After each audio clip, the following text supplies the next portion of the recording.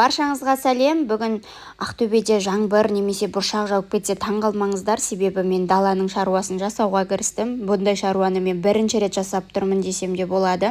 Есік алдын сыпыру деген ондай шаруаларды маған мүлдем жасатпайтын. Үйде атам, қайным, жолдасым барлығын жасап қояды мен үшін.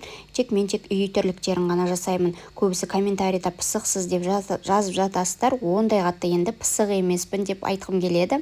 Көптен бері осы тапчанды өзгерсеңіз деп қолымыз тимей жүрген, бүгінге бұйырыпты. Даланы тапчанды жинастырамыз деп бүкіл отбасымызбен далада жүрдік қой.